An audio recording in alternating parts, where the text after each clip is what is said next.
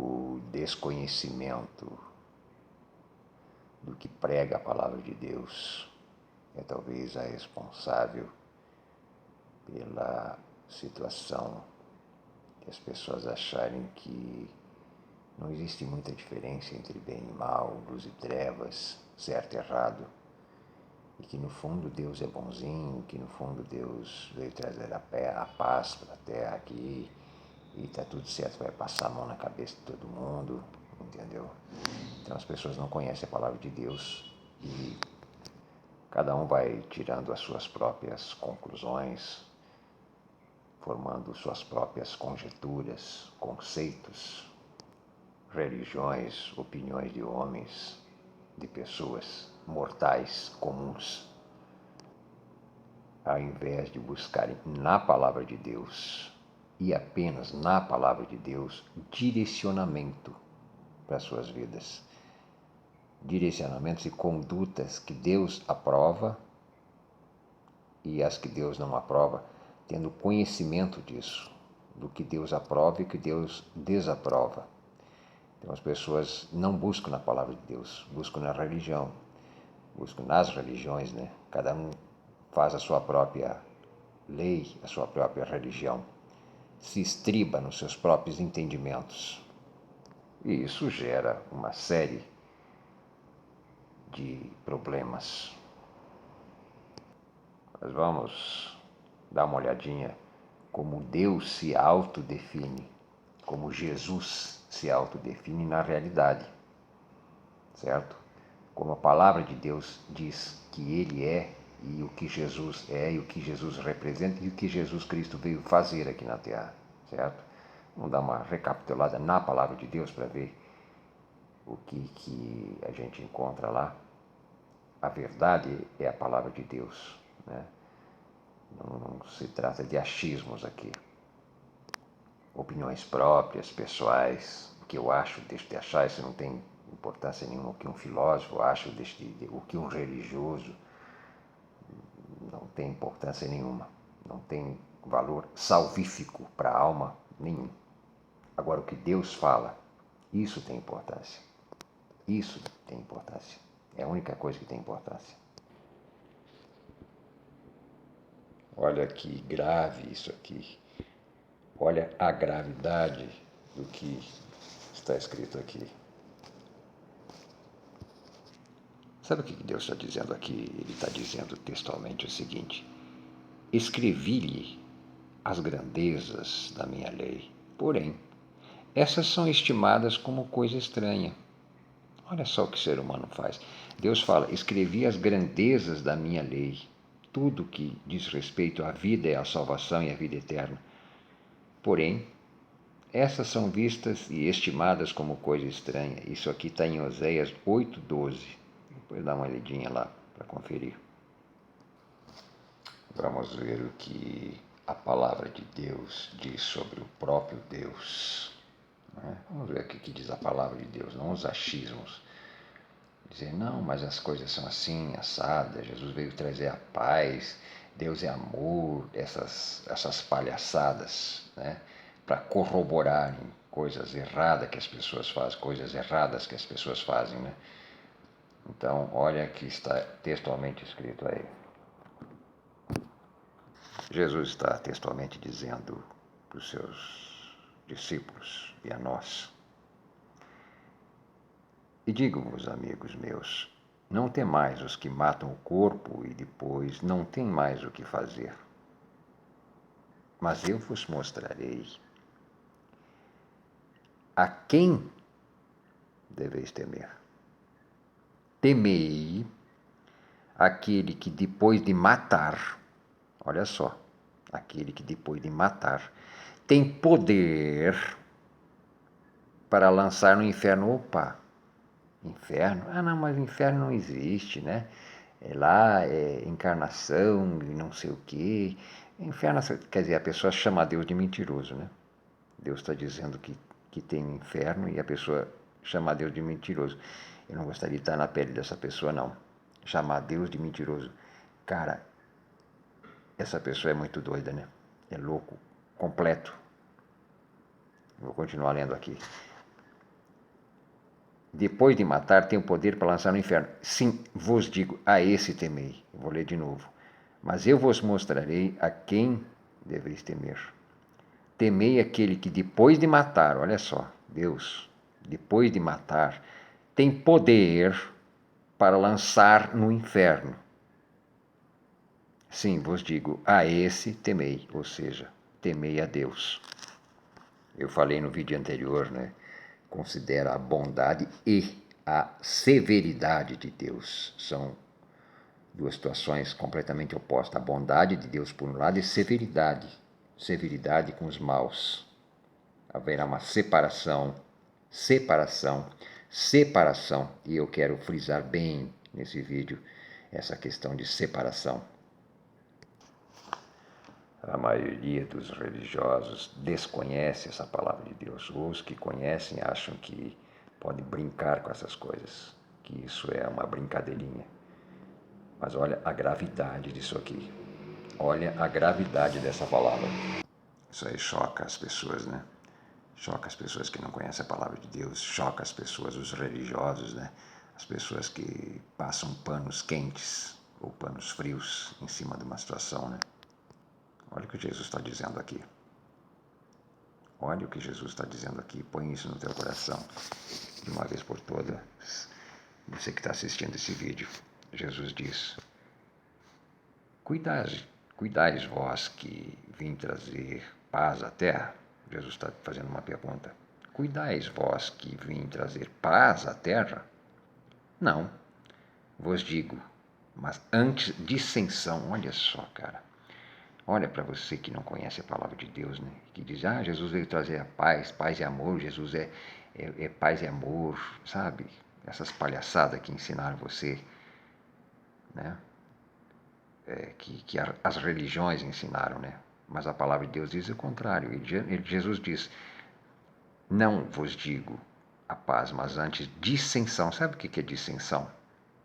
Vamos adiante. Porque daqui em diante estarão 5 divididos numa casa. 3 contra 2 e 2 contra 3. O pai estará dividido contra o filho, e o filho contra o pai. A mãe contra a filha, e a filha contra a mãe. A sogra contra a nora, e a nora contra a sua sogra. Olha só a gravidade disso aqui. Isso aqui não é outra coisa a não ser uma única situação. Alguns escolheram o caminho da vida numa família e outros escolheram o caminho da morte. E estarão divididos naturalmente. Porque não dá para coadunar, não dá para compactuar com o erro. Quem está na luz não pode compactuar e viver com quem está em trevas. É grave isso aqui. Jesus fez questão de dizer que ele não veio trazer paz, mas dissensão, separação. Um vídeo que eu falei anteriormente sobre separação, a gravidade da separação, pessoas que se separam de Deus. É grave isso, é grave. A família dividida e separada, não por ideologias, não por achismos, mas porque simplesmente não dá para viver o caminho da vida e a morte de uma forma harmoniosa. Não existe harmonia. Inclusive, tem um texto em Provérbios que usa a palavra prevaricação. Prevaricação é fazer acordo para o qual não se está autorizado. A pessoa é de Deus, ela tem que seguir no caminho de Deus, ela não pode compactuar com as pessoas que não são de Deus.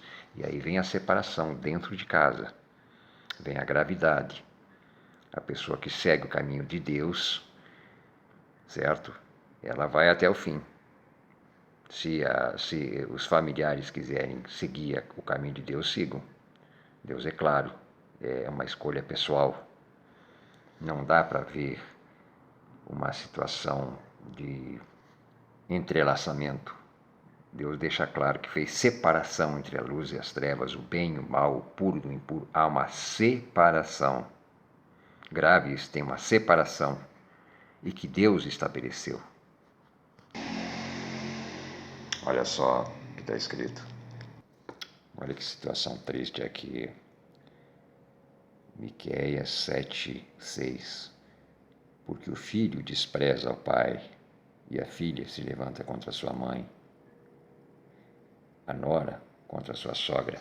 Olha só, os inimigos do homem são os da sua própria casa. Os inimigos do homem são os da sua própria casa. Você gostaria de saber um pouquinho sobre a justiça de Deus, como Deus trata o ser humano? Olha o que está escrito aí.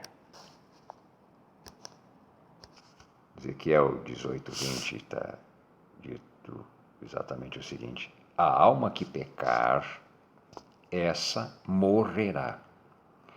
O filho não levará a iniquidade do pai, nem o pai levará a iniquidade do filho. Isso aí está extremamente claro. Cada pessoa responde individualmente pela sua própria salvação. Ela escolhe o caminho da vida ou escolhe o caminho da morte. Aqui tem um aspecto da natureza de Deus, de como Deus age.